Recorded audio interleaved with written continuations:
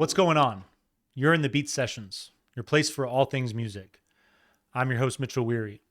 Let's talk about this new record from Kim Deal, entitled Nobody Loves You More. She released that on November 22nd.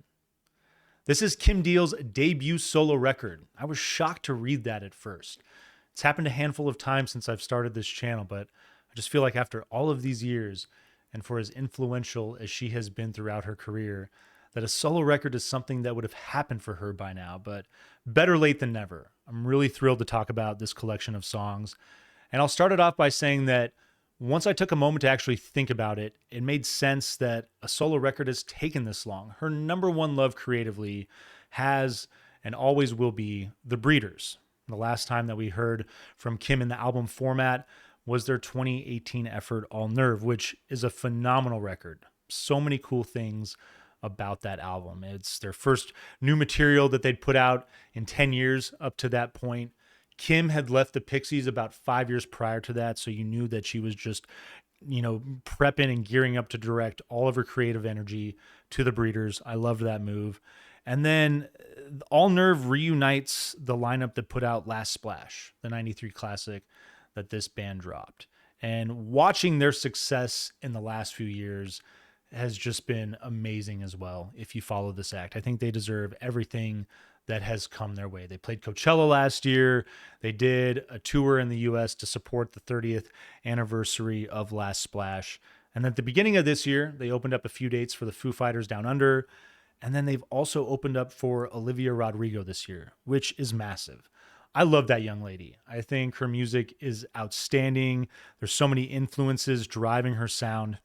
And for as much as she has a propensity for pop flair, the young lady can rock out when she wants to. And I think that comes from listening to people like Kim Deal and listening to bands like The Breeders. So seeing her reach out and having The Breeders open up for her, having St. Vincent open up for her is a huge deal. It's a huge deal just from a big universal standpoint of watching someone younger reach out to someone older that has influenced them and to bridge the gap for their fans. I feel like that is something that gets lost on so many young fans, and it's so easy for it to happen. I blame radio first and foremost for the way they control what we hear for the most part. And even in, streaming platforms where the algorithm is always trying to keep you happy, it rarely challenges you. It rarely throws out things that, open up your taste and open up your knowledge of music. So it's just I loved seeing that for The Breeders. I think that, playing stadiums is where they belong. They're a band with that kind of talent. And so given the momentum of this outfit, I really, was expecting a new Breeders record more than I was expecting a Kim Deal solo project. It's been 6 years since All Nerve came out. And so with the solo record, when I read that, I was really excited because what is she going to bring to the table? It's not just going to be a collection of songs that could be a Breeders record, because she would just do that. And hopefully, she wouldn't just, backtrack and dabble in what she did with the Pixies during her time with that outfit.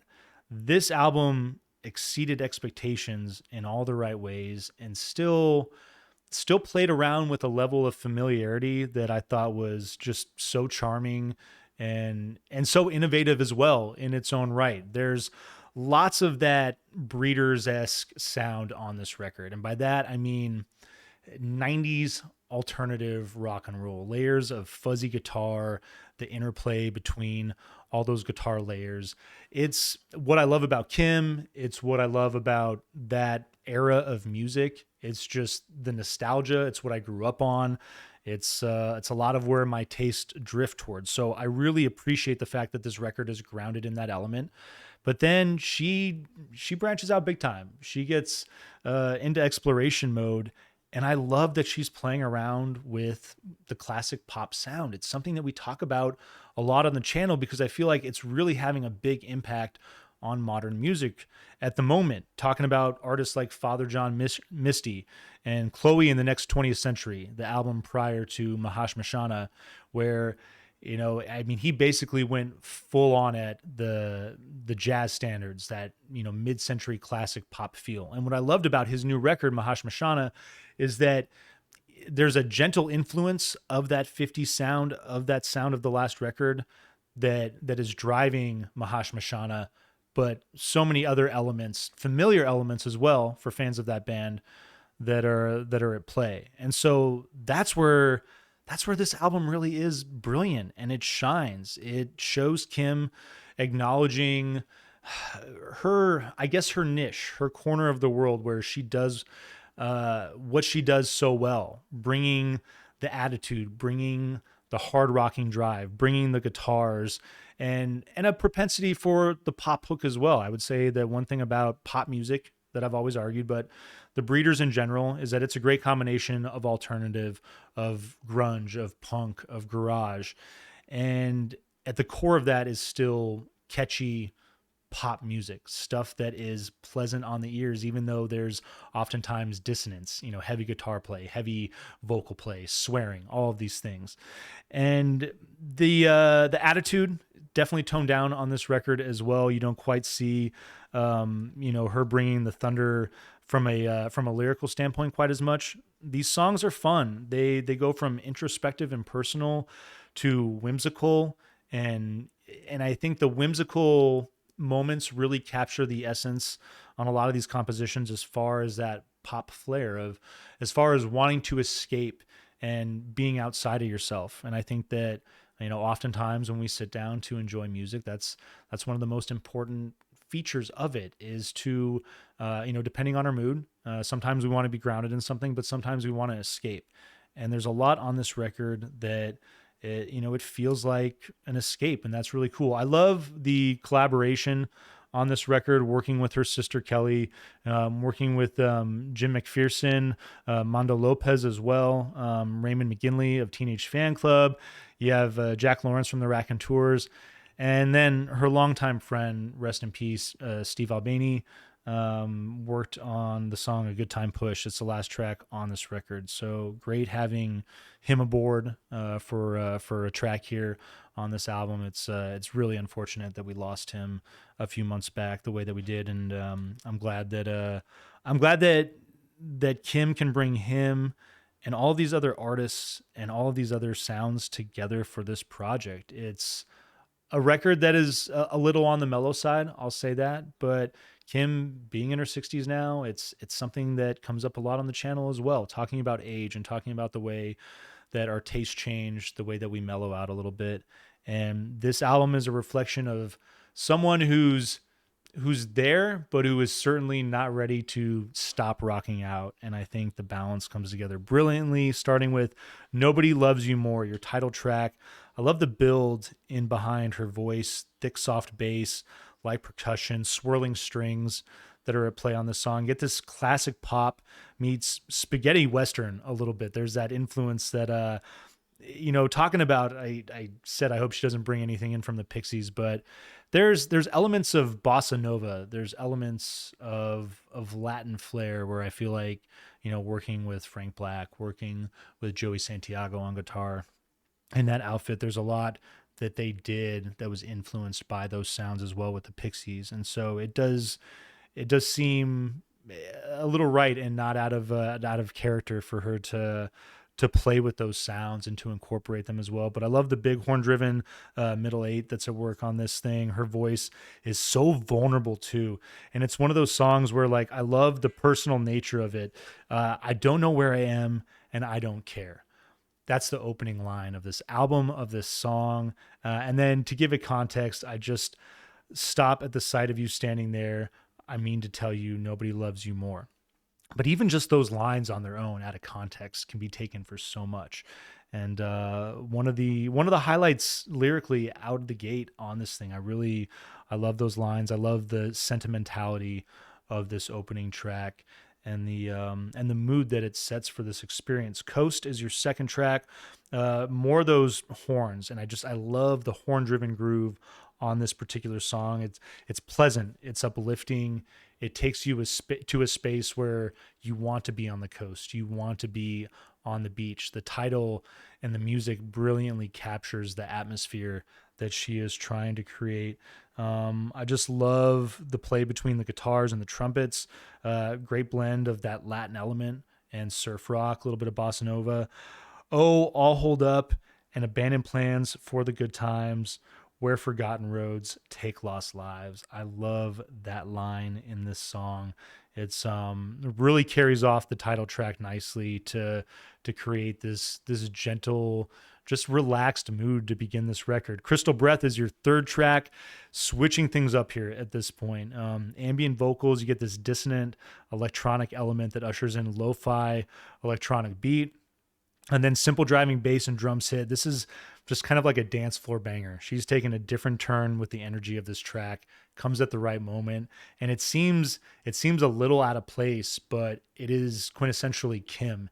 And that's what I love about all of these songs is that it's taken a lot to tie them together, but I feel like a big part of it is just her voice and her personality, her character that does that. I love the simple guitar riff that works in perfectly. The chosen moments where that appears is one of the things that I think really lends to her credibility as far as her abilities as a songwriter.